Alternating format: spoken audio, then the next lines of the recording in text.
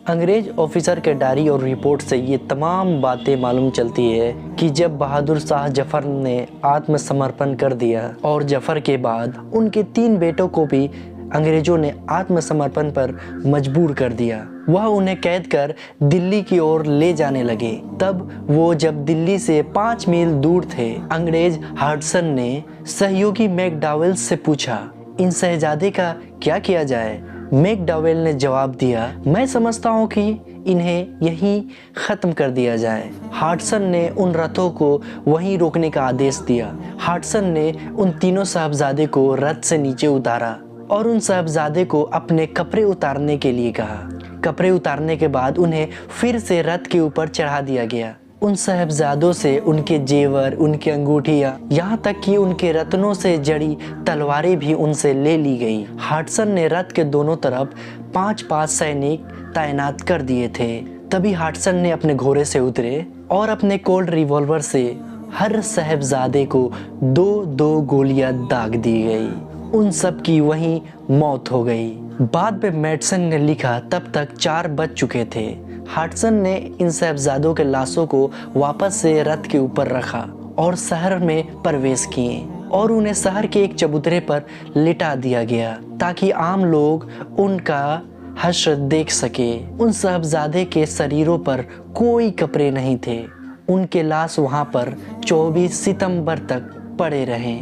बाद में हडसन ने अपने भाई को पत्र लिखकर बताता है कि मैंने वहाँ के लोगों से कहा कि ये वही लोग हैं जिन्होंने हमारी मजबूर महिलाओं और बच्चे को हत्या किया है। सरकार ने इन्हें इनके कामों की सजा दी है। मैंने खुद इनको एक के बाद एक गोली दागी है और आदेश दिया कि इनके लाशों को चांदनी चौक के कोतवाल के सामने चबूतरे पर फेंक दिया जाए।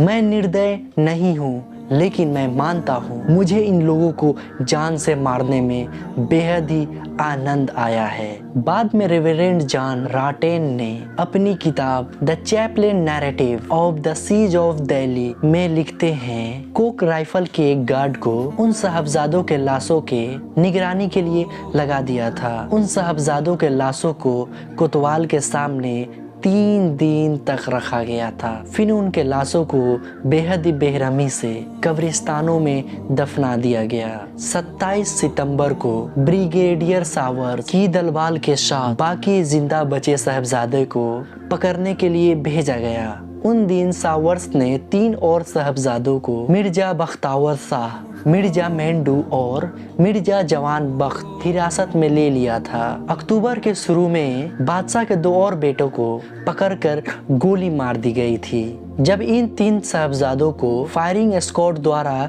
गोली मारी जा रही थी तो 60 राइफल के जवानों और कुछ गोरखा सैनिकों की चलाई गई गोलियां इन शहजादों को या तो लगी नहीं या सिर्फ इन्हें घायल भर कर पाई। लेकिन उसके बाद एक प्रोवोस्ट सार्जेंट ने इन साहबजादों के सर पर गोली मारकर जान ले ली। लेकिन कर्नल E.L. ओमनी ने अपने डायरी में लिखा, गोरखा सैनिकों ने जानबूझकर शहजादों के शरीर के नीचे गोली मारी गई ताकि उन्हें और तकलीफ हो और वो दर्दनाक मौत मरे। 17 अक्टूबर 1858 को बहादुर शाह जफर समुद्री जहाज से रंगून पहुंचा। शाही खानदान के 35 लोग और उन जहाज में मौजूद थे। कैप्टन नेल्सन डेविस रंगून का इंचार्ज थे। उसने बादशाह और 35 लोगों को बंदरगाह से रिसीव किए और दुनिया के तीसरी सबसे बड़ी हुकूमत के बादशाह को लेकर अपने घर पहुंचे। बहादुर शाह जफर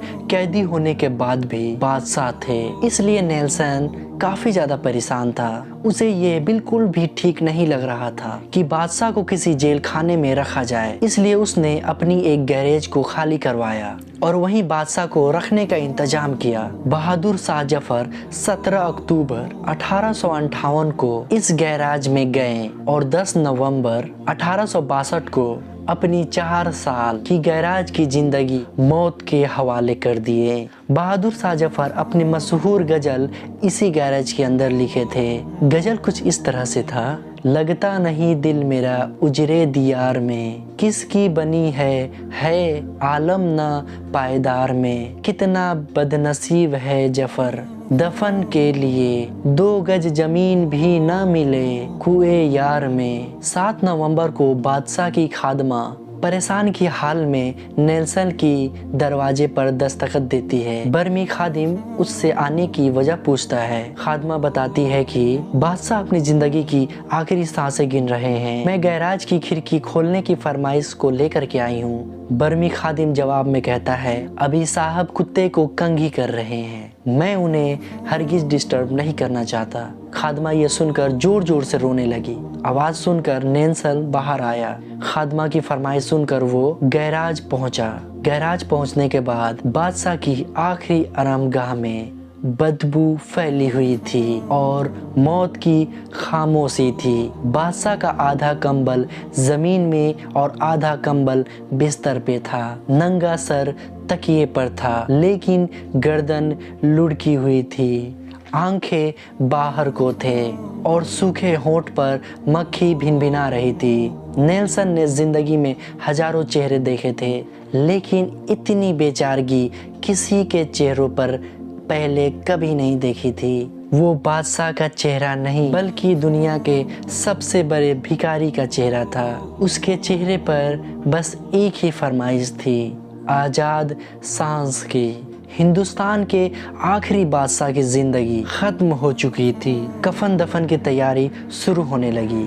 बादशाह के लिए रंगूर में जमीन नहीं थी। सरकारी बंगले के पीछे खुदाई की गई। उस्ताद हफीज इब्राहिम देलवी के आंखों के सामने 30 सितंबर 1837 के मंजर दौड़ने लगे, जब 62 साल की उम्र में बहादुर शाह जफर तख्त नसीह हुआ था। वह वक्त कुछ और था और ये वक्त कुछ और है। इब्राहिम देलवी सूरत तौबा की तिलावत करते हैं। नेल्सन कब्र को आखिरी सलामी पेश करता है और एक सूरज गुरु हो जाता है।